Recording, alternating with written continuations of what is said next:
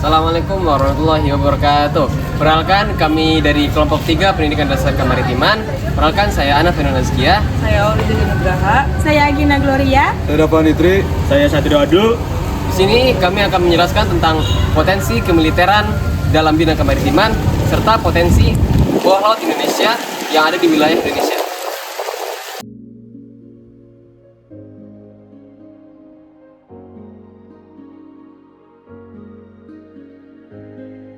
Kalian semua tahu nggak, potensi kelautan juga bisa dilihat dari kemiliteran loh yang ada di sektor maritim di laut Indonesia ini. Kemiliteran yang ada di laut kita yaitu ada TNI Angkatan Laut. Kekuatan TNI Angkatan Laut saat ini terbagi dalam 5. Yang pertama ada Komando Armada Republik Indonesia. Yang kedua ada Komando Lintas Laut Militer. Yang ketiga ada Pusat Hidrooseanografi Angkatan Laut. Yang keempat ada Korps Marinir Republik Indonesia. Yang kelima ada Komando Daerah Maritim. Potensi kemaritiman Indonesia bagi pertahanan Indonesia. Sekarang kita bisa melihat bahwasannya potensi maritim Indonesia tidak hanya sumber daya alamnya, tidak hanya sumber daya manusia atau jasanya. Tapi bisa jadi kita lihat dari sisi pertahanan atau TNI AL atau Tentara Indonesia dan Nasional Indonesia Angkatan Laut adalah pintu gerbang utama pertahanan Indonesia, dan itu menjadi tolak ukur kekuatan maritim suatu negara juga. Jadi di mana maritim bagi sebagai Indonesia sangat berpotensi menjadi penguat militer Indonesia itu sendiri, karena militer Indonesia adalah gerbang utama pertahanan bagi Indonesia.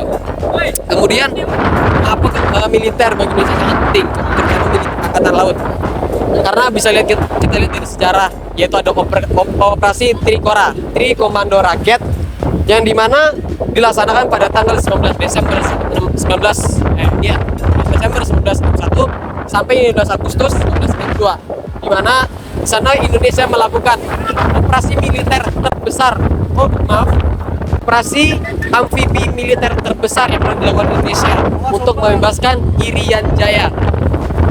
Dan operasi ini bukan dari darat, karena memang ini pulaunya beda gitu, misalnya di pulau yang terpisah. Ini juga bukan operasi udara, semata-mata udara, tapi operasi ini berfokus pada kelautan, di mana banyak alutsista amfibi mulai dari itu tank, kapal perang, dan banyak kapal selam yang digunakan itu mengepung Irian Jaya dari penguasaan Belanda.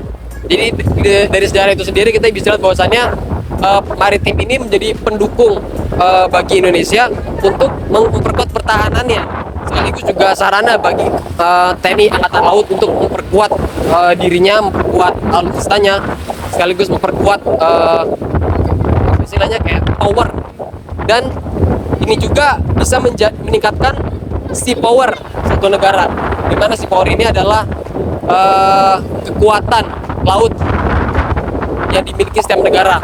Indonesia dengan luas lautnya, dengan berbagai pesisirnya, dengan berbagai kepulauannya, memiliki potensi yang sangat besar untuk meningkatkan sea power dari negara itu sendiri. Dan itu kita dapat bersaing dengan negara-negara besar, negara-negara kaya. Jika kita mau memperkuat angkatan laut kita, memperkuat pertahanan kita, memperkuat militer kita menggunakan sarana kelautan. Selanjutnya saya akan membahas beberapa gangguan keamanan di laut yang makin beragam dan canggih. Itu ya, pertama ada maraknya pelanggaran wilayah oleh kapal-kapal asing, dan masih belum terselesaikannya masalah perbatasan laut dengan negara tetangga. Selanjutnya, belum tuntasnya penanganan gerakan separatis di beberapa daerah dan berbagai ancaman terhadap keamanan di laut.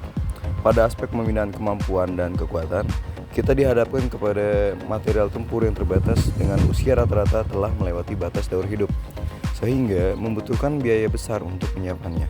Selanjutnya ada beberapa contoh gangguan keamanan di laut. Pertama ada pembajakan kapal Indonesia oleh Somalia, transaksi tengah laut untuk mencegah adanya pajak, pelanggaran wilayah penangkapan ikan oleh pihak asing, masuknya kapal Cina ke wilayah Natuna Utara, dan adanya kapal Rohingya yang sengaja singgah ke wilayah Aceh. Di sini saya akan menjelaskan kondisi pasir laut di Indonesia. Pasir laut adalah bahan galian pasir yang terletak pada wilayah perairan Indonesia yang tidak mengandung unsur mineral golongan A dan golongan B dalam jumlah yang berarti ditinjau dari segi ekonomi pertambangan. Sebagian besar pantai mendapatkan pasirnya dari bebatuan di daratan. Seiring berjalannya waktu, hujan, es, angin, panas, dingin, dan bahkan tumbuhan dan hewan memecah batu menjadi potongan-potongan yang lebih kecil. Pelapukan ini dapat dimulai dengan batu-batu besar yang pecah menjadi batu-batu yang lebih. Kondisi pasir laut saat ini sudah diperbolehkan kembali untuk diekspor keluar. Nah, ini menyebabkan penambangan pasir laut yang memiliki banyak dampak negatif. Jadi penambangan pasir laut juga memiliki banyak dampak negatif terhadap masyarakat dan lingkungan. Salah satunya ialah kerusakan ekosistem. Nah, kenapa? Karena penambangan pasir laut dapat merusak habitat ikan dan ekosistem biota laut lainnya. Yang kedua yaitu abrasi pantai. Penambangan pasir laut dapat meningkatkan abrasi pesisir laut dan erosi pantai. Yang ketiga yaitu pencemaran air laut. Penambangan pasir laut dapat menurunkan kualitas air laut sehingga air laut menjadi semakin keruh.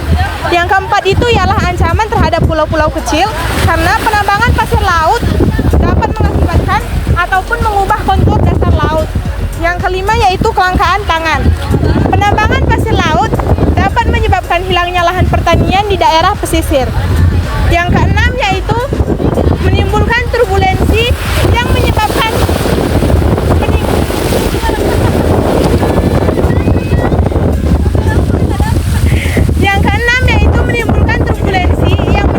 peningkatan kadar padatan tersuspensi di dasar perairan laut. Yang ketujuh yaitu meningkatkan intensitas banjir air rob. Yang kedelapan, yang terakhir yang bakal saya bahas adalah semakin tingginya energi gelombang atau ombak yang menerjang pesisir pantai menerjang pesisir pantai atau laut. Hal ini dikarenakan dasar perairan yang sebelumnya terdapat kandungan pasir laut menjadi sangat curam dan dalam sehingga hempasan energi ombak yang menuju ke bibir pantai akan menjadi lebih tinggi karena berkurangnya peredaman oleh dasar perairan pantai.